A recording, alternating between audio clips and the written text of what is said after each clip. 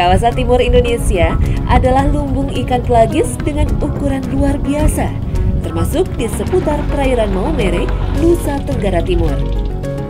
Hampir sepanjang tahun, para penduduk pesisir dikaruniai limpahan hasil laut, termasuk ikan tuna untuk penyambung hidup mereka. Ini kalau misalnya mau lihat jenis umpannya juga macam-macam, beragam. Ini yang tak disebut tali pinggang warna-warni. Ini jadi bulu-bulu depannya ini seperti kepalanya jadinya ya. Nggak ada bentuk tali pinggang ya. Ya, yang ini tadi umpan plastik biasa. Terus ada ini. Ini juga umpan. Di sini bilangnya pocong. Iya, itu namanya pocong. Nanti dia kalau misalnya di bawah itu berdiri begini kan? Ya, begitu. Goyang-goyang kayak ubur-ubur kecil ya.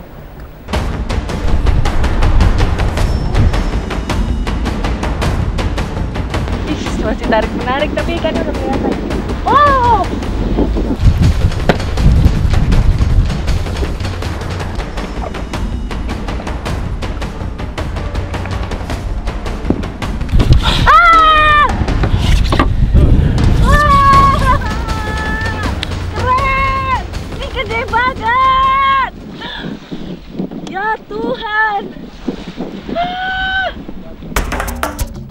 Tuna adalah jenis ikan yang melalang buana.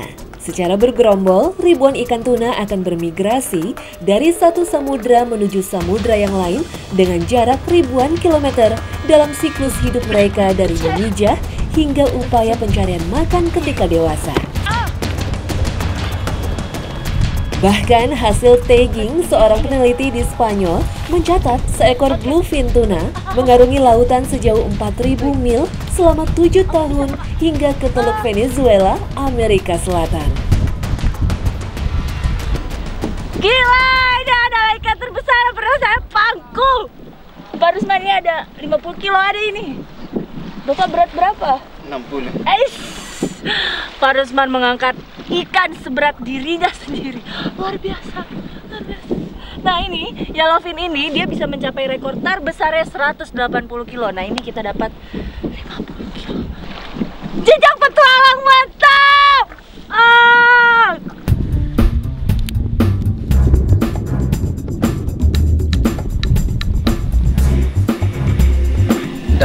Dapat ini ya? Iya. Ini strike.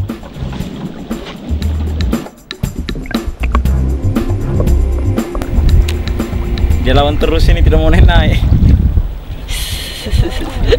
Nah itu tadi karena ikannya terlalu besar sepertinya di bawah. Nih lihat, ini talinya ini bisa tali senarnya panjang sampai 50 meteran. Jadi memang ditaruhnya dalam sekali di bawah. Bagi saya, memancing tuna ibarat meniti anak tangga. Sederhana namun melelahkan. Butuh perjuangan panjang agar mendapatkan hasil yang setimpal. Sebagian besar nelayan tuna di Maumere menggunakan alat tangkap berupa handline. Sistem penangkapan seperti ini tergolong ramah lingkungan karena bersifat selektif terhadap target buruan. Tarikan si pemilik sirip kuning ini memang luar biasa. Tuna dikenal memiliki pertahanan yang hebat sebelum akhirnya menyerah di ujung mata kail pemancing.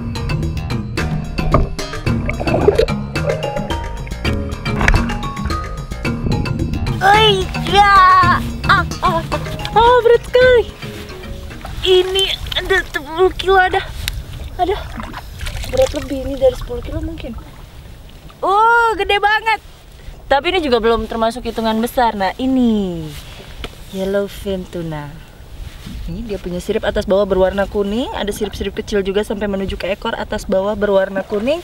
Kalau misalnya dilihat bentuk tubuhnya seperti torpedo dengan sisi atas berwarna dark blue, gradasi sampai ke arah perut sini silver. Aduh, big eye. Nah, perenang ulung ini kalau migrasi jauh-jauh gitu, tapi punya kemampuan menaikkan suhu tubuhnya. Jadi bayangin, dia bisa mempertahankan suhu tubuhnya tetap hangat walaupun dia berenangnya ke air yang dingin. perut. Jalinan pembuluh vena dan arteri yang berada di pinggiran tubuh tuna berfungsi untuk memindahkan panas. Hal ini akan mengurangi pendinginan permukaan tubuh dan menjaga otot tetap hangat. Proses inilah yang membuat tuna mampu berenang lebih cepat dengan energi yang lebih sedikit.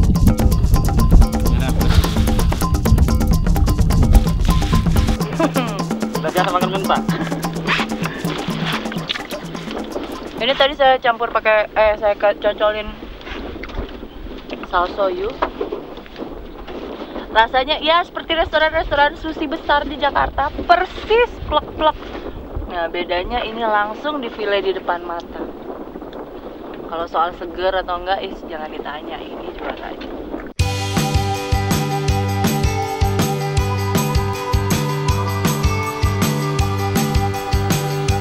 Ini saya bawa ikannya, Bu.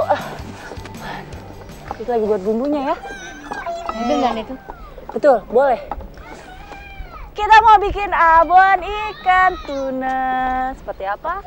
Sebentar, kasih potong dulu ini.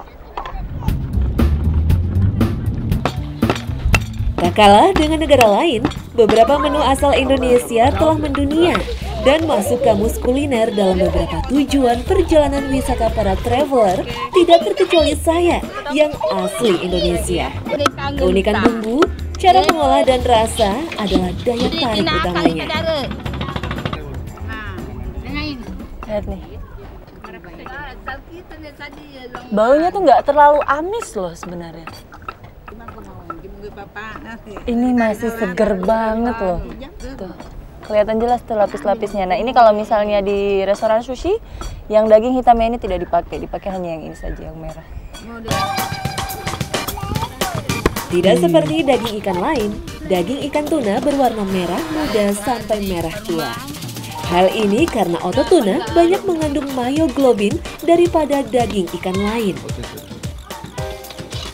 Tak hanya kaya kandungan omega 3 yang bagus untuk kesehatan jantung. Menurut sebuah studi, daging ikan tuna berperan mencegah kanker pankreas dan jenis kanker yang menyerang mulut, faring, esofagus, perut, dan usus.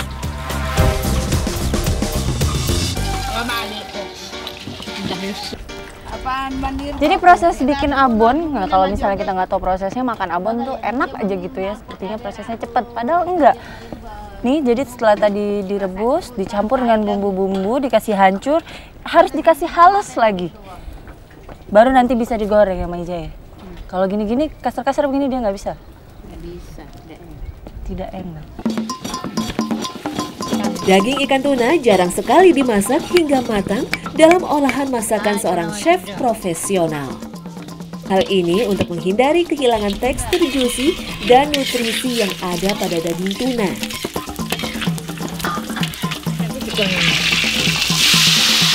Bagian perut adalah bagian paling favorit karena daging bercampur dengan lemak sehat, cukup diolah dengan minyak zaitun dan tambahan garam serta lada di atas api sedang selama 7 hingga 10 menit.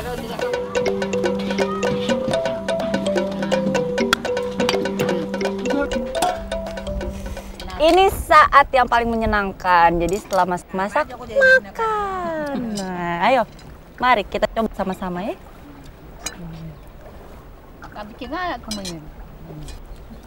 Abon ikan tuna ternyata rasanya seperti serundeng. Kebayang dong kalau makan serundeng kayak apa rasanya? Kayak gini persis. Gurihnya kerasa, ada manisnya juga, ada ladanya juga sedikit, lomboknya. Paling pas emang sama nasi putih anget-anget begini.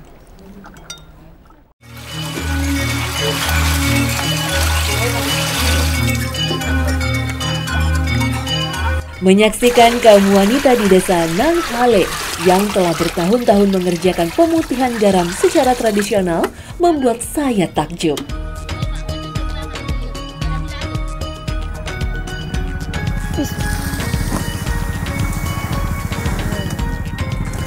Nah nih, garamnya kasar-kasar ya? Nah, yang kasar itu. Yang dari Bima ini? Nah, dari Bima. Ini nanti kalau sudah dimasak, kasih putih, halus-halus. Halus nih, Jadi halus bersih ya? Nah, Ini Umbu Ratna ini setiap hari buat? setiap hari Pagi, siang, sore, malam? Mulai pagi, siang, malam, nanti jam 12 Buat juga. buat sampai Malang.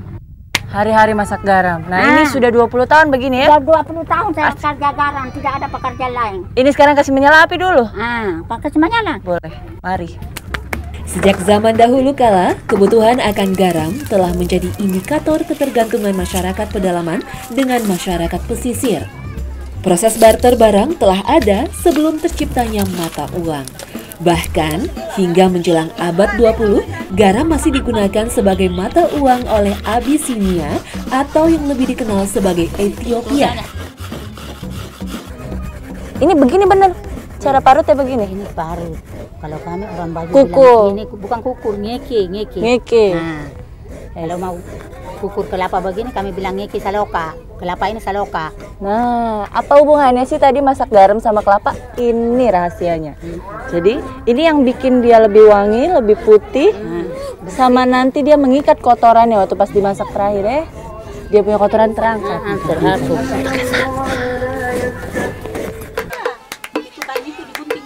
Garam bagi saya adalah kristal yang sangat menakjubkan. Tak hanya dikenal sebagai antibiotik untuk tubuh dan bahan pengawet untuk makanan, tetapi juga sebagai pengatur keseimbangan cairan dalam tubuh yang bertugas sebagai transmisi saraf dan otot. Bentuknya dia memang begini kalau sudah matang. Kalau sudah itu apa bentuk begini. Seperti kue. Bunyi-bunyi begini. Bunyi-bunyi. Ini kayak gunung api begitu ya, meletus-meletus. Ini tinggal angkat. Langsung Taruh sih. saring. Yuk. Mau bantu angkat boleh? Oh iya. Pada lama dapat patang. Oh iya, tidak boleh lama-lama nanti hangus ya. Manusia bisa saja tidak mengkonsumsi garam, namun harus digantikan dengan makanan yang mengandung sodium. 1 sendok teh garam dapur berisi 2000 mg sodium. Pada takaran itu, ginjal manusia memerlukan kerja lembur untuk menjaga keseimbangan cairan dan asam basa dalam tubuh agar tidak terjadi kekacauan sistem tubuh.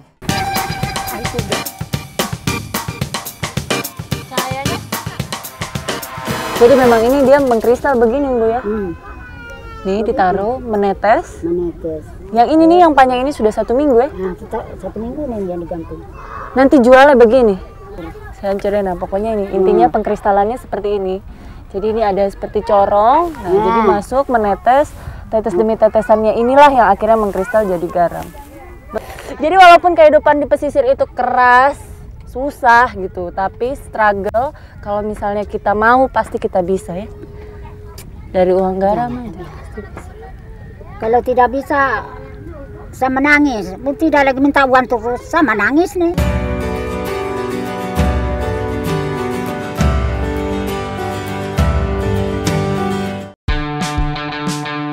Keren banget, ikan sunu. Ini salah satu ikan yang kalau dijual per kilonya mahal.